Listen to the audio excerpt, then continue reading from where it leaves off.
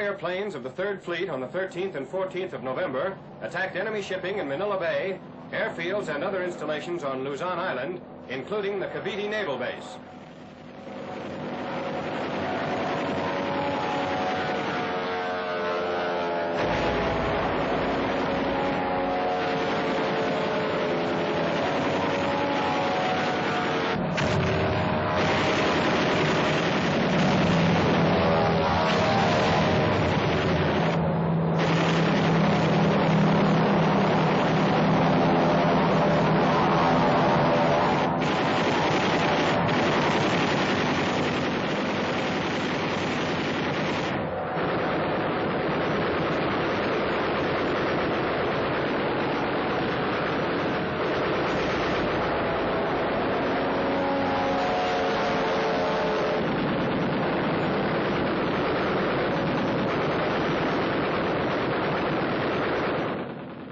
Strikes, 2 enemy destroyers exploded, 1 light cruiser was damaged, 30 large and medium cargo vessels and tankers sunk or damaged, 170 planes strafed on the ground, 25 airborne enemy planes shot down, and 40 damaged.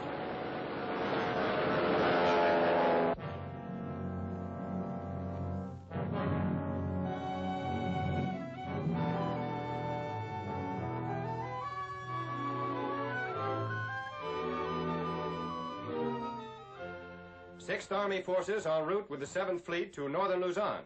Objective, to take the American flag back to Manila.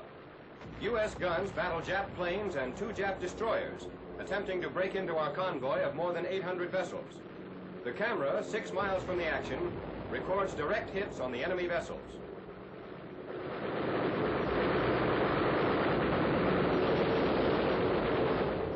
Enemy air attacks off Lingayen Gulf. Lost to the enemy, 79 planes.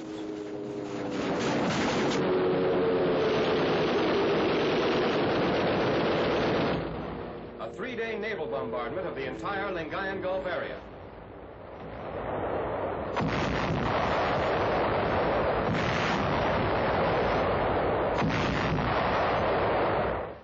On S Day, 9th January, a 2-hour bombardment is concentrated on Lingayen Gulf's southern coast.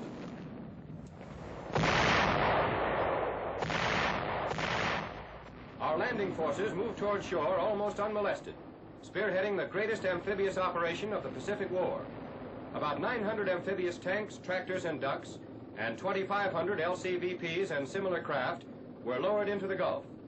Pre-invasion minesweeping had revealed few underwater obstacles. Up to 100,000 men, under the command of Lieutenant General Walter Kruger, made landings at 4 points along a wide stretch of beach. Troops move inland toward the provincial capital of Lingayen, meeting little opposition.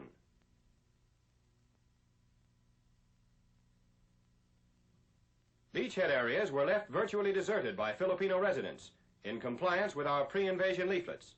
Returning to their liberated home, they offer information on Jap dispositions. S-Day victims at the Naval Evacuation Hospital.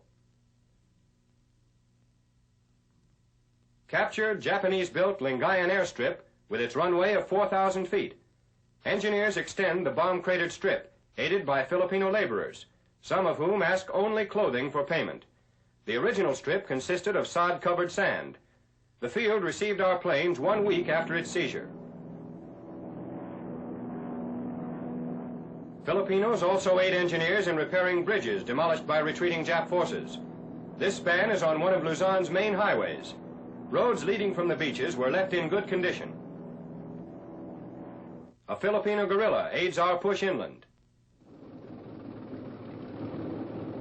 Elements of the 37th Division, 14th Corps, move up amphibious vehicles for a drive across water approaches to the city of Dagupan, small inland port on the Dagupan River.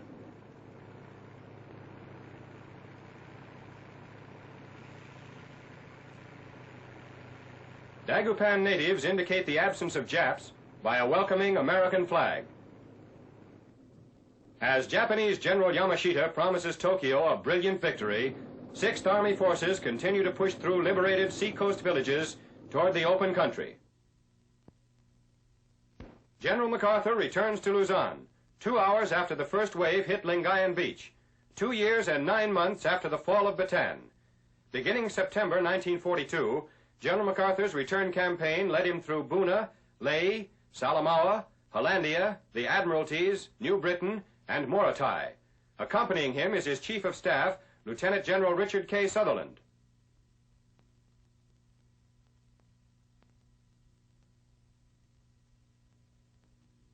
On the eastern flank of the American penetration, infantry units pushed toward Damortis in the northern sector of the Gulf.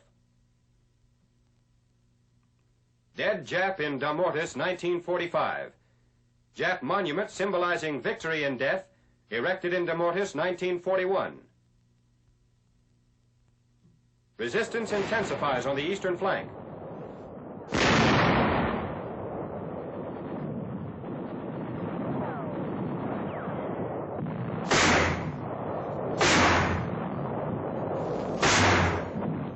A Jap roadblock.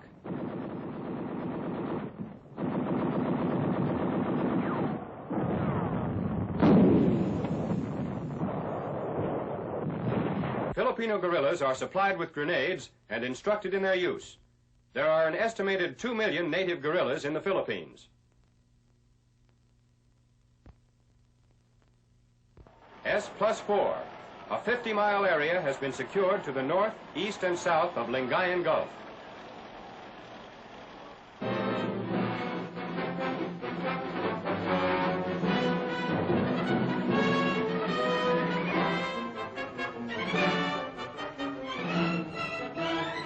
On 1st January, a British carrier task force leaves for a strike on oil refineries at Pangkalan Brandan in Sumatra, westernmost island of the rich Dutch East Indies. The task force contains 3 aircraft carriers. At 0650 hours, 4th January, Hellcat fighters and Avenger bombers take off. Along with these go rocket-carrying Fireflies and small, fast Seaflies, naval developments from the famous Spitfire fighters.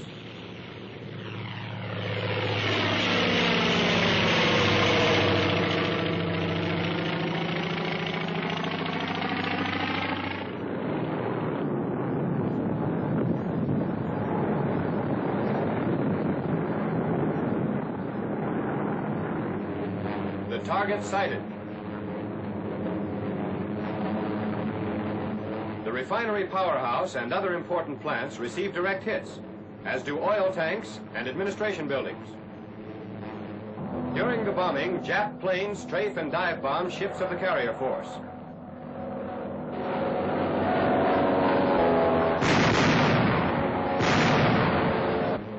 The Japs are driven off, and British planes return from the strike.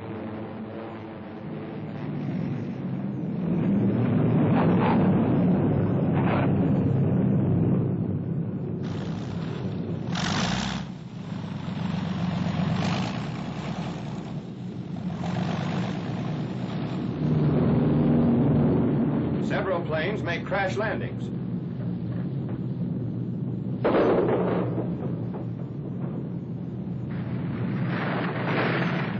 One plane can't quite make the flight deck.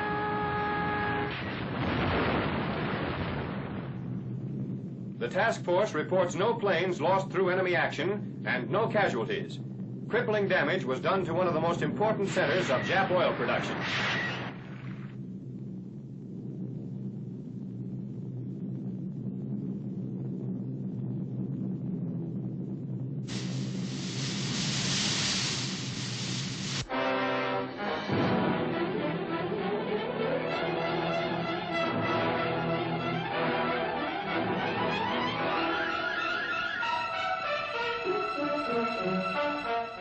East of Sumatra, on the other end of the Netherland Indies, on 29th December, 12 B-25s of the 38th Bomb Squadron, 5th Army Air Force, bomb and strafe Jap supplies and dispersal areas near Sidati Airstrip on the island of Celebes.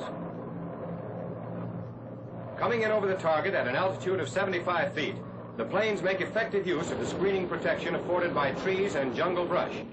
Our planes encountered light 20mm anti-aircraft and machine gun fire from the ground.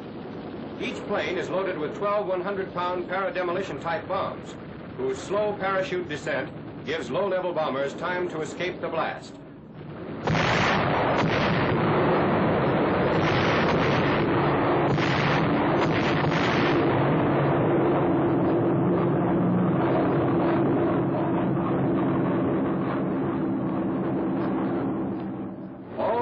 returned safely.